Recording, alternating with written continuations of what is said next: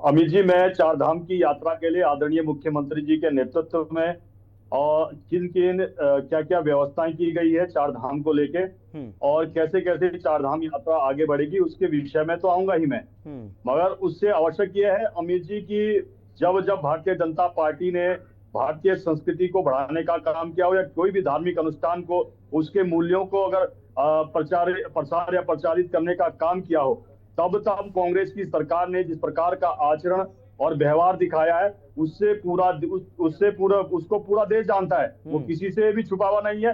ऐसे ऐसे उदाहरण आपके सामने है।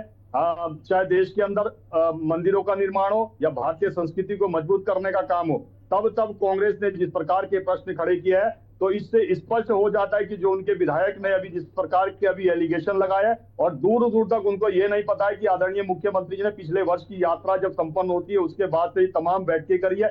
इसी महीने जब मैं अभी लास्ट डिबेट में आपके था तो मैंने बताया कि उन्होंने इस महीने 3 महत्वपूर्ण बैठकें की है और अभी एक और बैठक की है, तो कुल मिला के इसी महीने 4 बैठक उन्होंने की है। इस देश के अंदर चाहे राम मंदिर का निर्माण हो, काशी कॉरिडोर का निर्माण हो, महाकाल का निर्माण हो, चाहे जम्मू कश्मीर के अंदर सैकड़ों मंदिरों का निर्माण हो, चाहे बांग्लादेश के अंदर ढाकेश्वरी मंदिर का निर्माण होना हो, जब जब ये निर्माण हुए या इनको उन स्वरूपों में जो उनके जो काफी पहले उसका स्वरूप आना चाहिए था, उस स्वरूपों में जब जब वो आए हैं, तब तब इन्होंने भारतीय संस्कृति को और उन स्थानों को किस प्रकार से छोटा दिखाने का काम किया, वो किसी से छुपा हुआ नहीं है। चाहे सोनिया गांधी के वो वक्तव्य हो, राहुल गांधी के वो वक्तव्य हो, कांग्रेस के तमाम उन नेताओं के वक्तव्य हो जिन्होंने कि राजनीति में जिनका बहुत लंबा समय रहा है, मगर उन्हें ये नहीं लगा कि भारतीय संस्कृति को और उसके अध्यात्म को किस प्रकार से आगे बढ़ाया जा सके, जिसका अनुसरण आज पूरा विश्व कर रहा है। पूरा विश्व जिस चिंता से ग्रसित है, उस चिंता को देखता है कि भारत की जो संस्कृति है वही केवल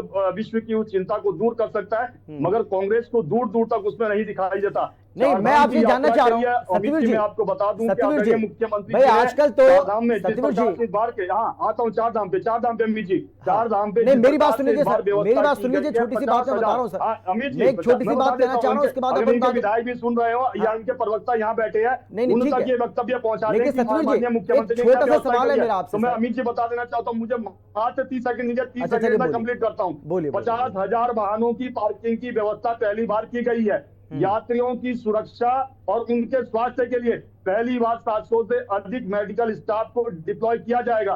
यही नहीं, एनडीआरएफ हो और या यहाँ का जो केंद्र का हो या यहाँ पर जो डीडीआरएफ हो, उसकी जो तैनाती है वो शुरू से ही कर दी है। 154 एम्बुलेंस पहली बार लगाई गई है, इतनी तादाद पर, वो सारी की सारी अलर्ट मोड में। यही नहीं, 50 स्थानों को ऐसा चयनित किया गया जहां की सबकी स्कैनिंग होगी, और 15 सुपर जोन बनाए गए, 41 जोन बनाए गए, 137 सेक्टर बनाए गए। इन सभी सेक्टरों को डिवाइड किया गया जहां पे पुलिस की निगरानी 24 घंटे रहेगी। ये क्या दिखाता है? और मैं आपको ये बता दूं, इस बार भी एयर एम्बुलेंस की फिर से शुरुआत की गई है, जो पिछले बार की गई है। लेकिन नहीं, लेकिन सत्यवीर जी, सत्यवीर जी, लेकिन कांग्रेस के विधायक की ओर से मेरा सवाल तो सुन लीजिए सत्यवीर जी प्लीज, मैं ये कह रहा हूँ आपसे सर, प्रकार से यात्रा में आ रहे श्रद्धालुओं मैं सुन ली सर आपकी बात, मुझे मैंने आपकी बात सुन ली, प्रकार से रजिस्ट्रेशन हुआ है वो कांग्रेस की एक भी बात से दिग्भ्रमित हो सके अमित जी। ठीक है, लेकिन सत्यवीर जी मैं आपसे जानना चाह रहा हूं, आपने इतने सारे बातें गिना दी, इतने सारे काम गिना दिए और व्यवस्थाएं किस तरीके से दुरुस्त की गई हैं, चाहे वो सुरक्षा की बात हो, पार्किंग की बात हो, चाहे वो किसी भी तरीके से हो, आप बता रहे हैं। लेकिन मैं आपसे जानना चाह रहा हूं कि ना तो आपने पानी का जिक्र किया, क्योंकि वो कह रहे हैं कि भाई पीने के पानी की व्यवस्था नहीं है, जिन जिन इलाकों का, जिन जिन जगहों का उन्होंने नाम लिया, कह रहे हैं वहां पर हैंडपंप तक नहीं है। दूसरी वो कह रहे हैं कि चारधाम यात्रा मार्ग पर सड़कें जो है वो खस्ता हाल है। इन दोनों बातों का आपने जिक्र नहीं किया है, तो जिनको लेकर डिबेट हो रही है कम से कम उसको तो बताइए कि वो सच बोल रहे हैं या झूठ बोल रहे हैं।